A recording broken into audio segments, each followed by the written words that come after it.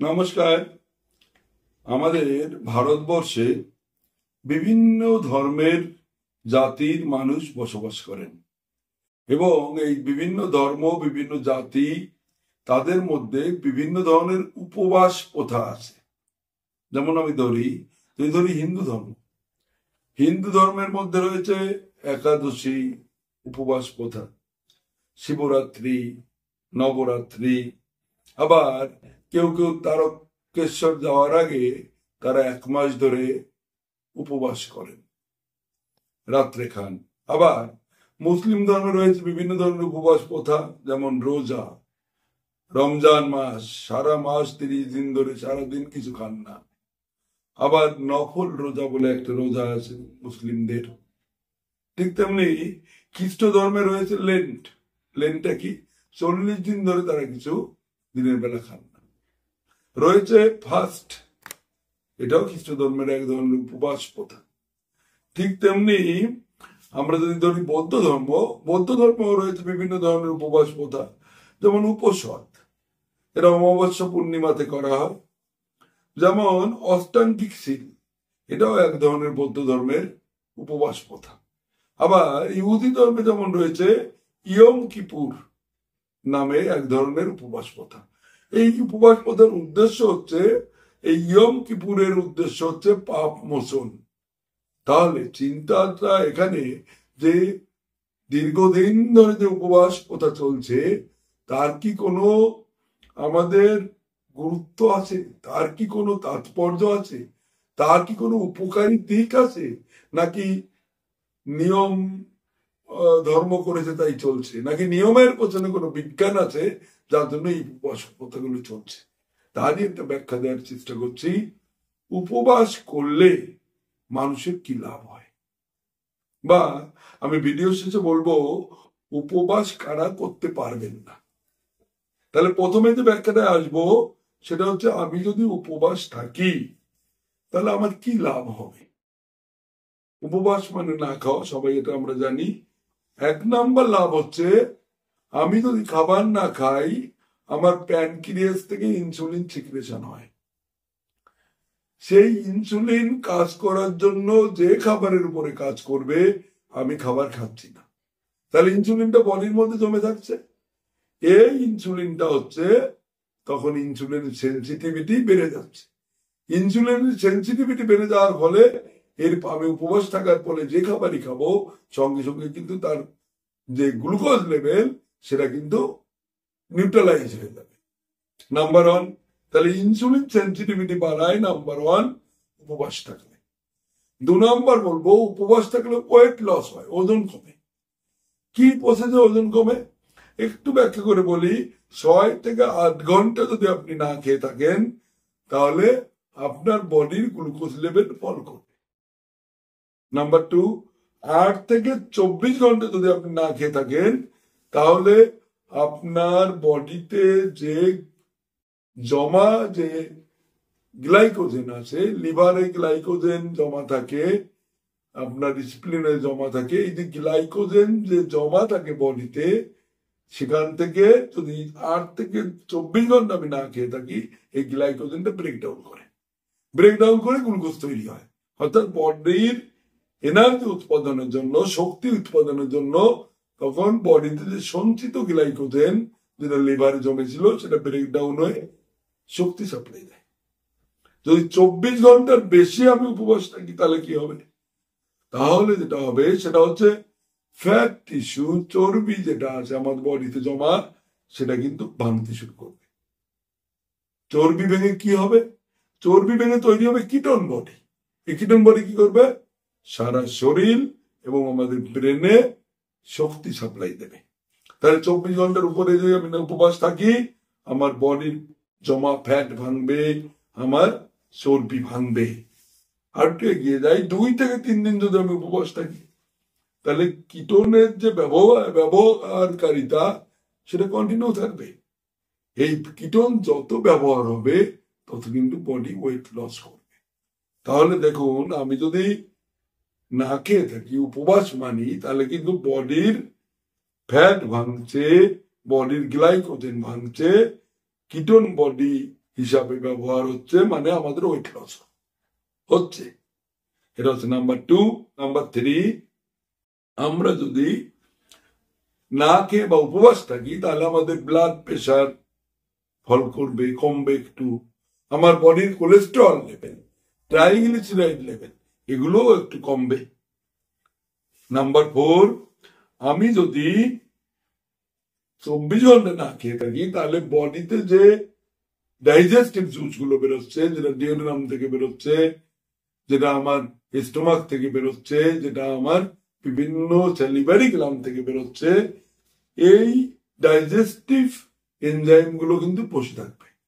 তার মানে আমার যদি খিদামন্দা রোগ থাকে, অ্যানোরেক্সিয়া থাকে, তাহলে কিন্তু আমি যদি না খেয়ে থাকি আমার খিদামন্দটা কিন্তু কমে যাবে, অর্থাৎ খিদামন্দ রোগটা কিন্তু কমবে, আমার খাওয়ার ইচ্ছে হবে, কারণ আমার ডাইজেস্টিভ এনজাইম গুলো ওয়েট করছে ফর ফুড। তাহলে আমার যে খিদে না পাওয়ার যে ব্যাপারটা সেটা কিন্তু অনেকটা দূর হয়ে যাবে।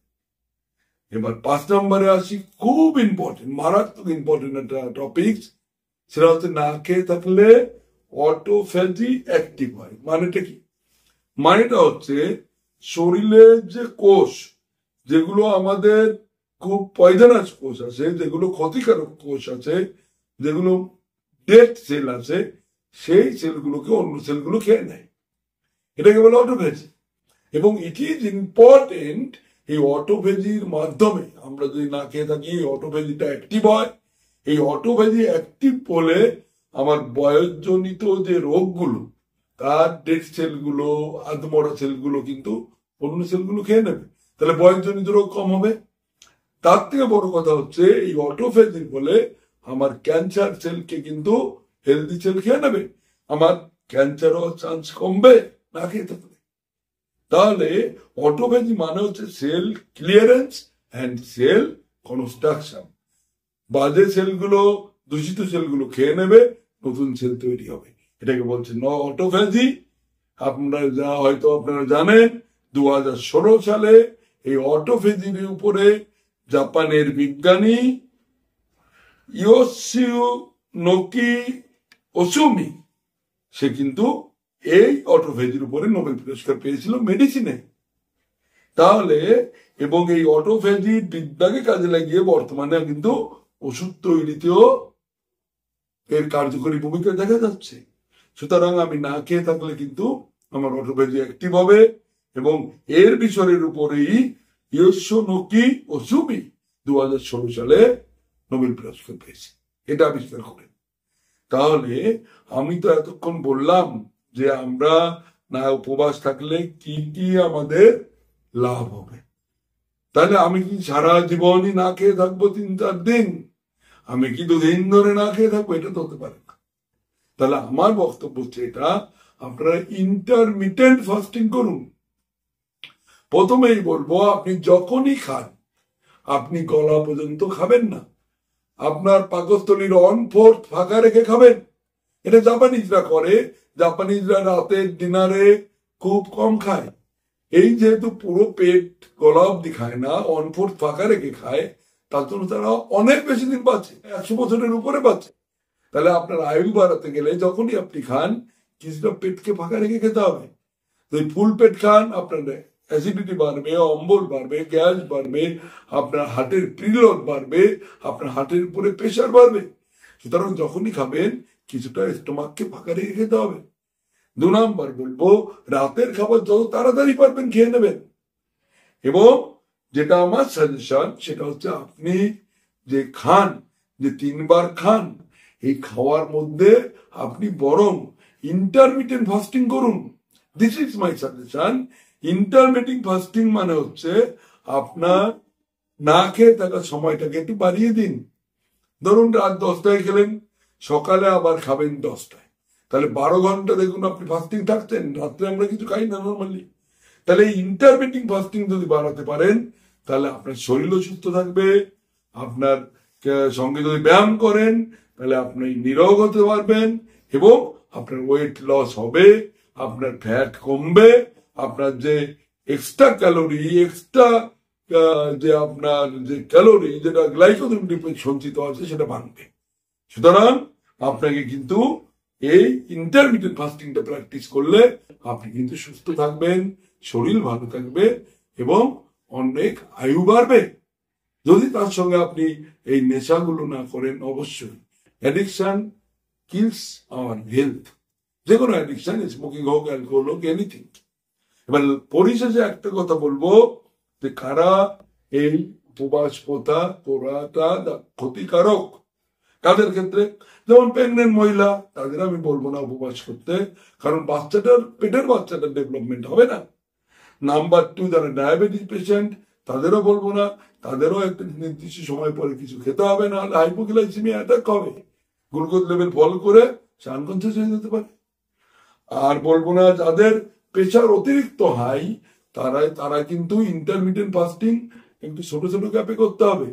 প্রেশার হাই থাকলে তার কিছু ব্যায়াম আছে, আমার অন্য একটা ভিডিওতে বলা আছে বিনা ওষুধে কিভাবে প্রেশার নিয়ন্ত্রণ করা যায়, আমার একটা ভিডিও আছে, আপনাদের বলবো সেটা একটু দেখার জন্য। তারা কিন্তু এই উপবাস প্রথায় থাকতে পারবে না।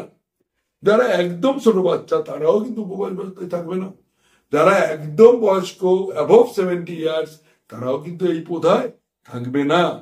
আর যারা নিয়মিত কোনো কনিক ডিজিজে ভুগছে, যেমন কনিক কিডনি ডিজিজ, এরকম কোনো কনিক ডিজিজে ভুগছে, তাদেরও কিন্তু এই প্রথায় থাকা যাবে না। এই কতগুলো কন্ট্রাইন্ডিকেশন, এই কতগুলো জায়গাতে আমরা কিন্তু উপবাস করতে বলি না। বাকি জায়গায় যদি আপনি উপবাস করেন, আপনার লাভ, আপনার শরীরের লাভ, আপনার যে হেলথ বাজেট, সেই বাজেট খরচাটা কম হবে, আপনার মেডিসিন যে বাজেট, সেই বাজেট খরচাটা কম হবে, আপনি সুস্থ থাকবেন। আপনাকে আমি আমার তরফ থেকে আন্তরিক শ্রদ্ধা এবং কৃতজ্ঞতা জানাই। আমি ডাক্তার শ্যামল কুমার বিশ্বাস, উপমুখ্য স্বাস্থ্য আধিকারিক, বসিরহাট স্বাস্থ্য জেলা। আপনি অবশ্যই কমেন্ট করবেন, কোথাও প্রশ্ন থাকলে অন্তত অ্যাটলিস্ট একটা কমেন্ট করে জানাবেন যে আপনার আমার এই ভিডিওটি কেমন লাগলো, বা কোনো প্রশ্ন থাকলে, কোনো কোয়ারি থাকলে, কোনো দ্বিমত থাকলে সেটাও জানাবেন। সুস্থ থাকবেন, সবাই ভালো থাকবেন, এই আশা রেখে শেষ করছি। নমস্কার।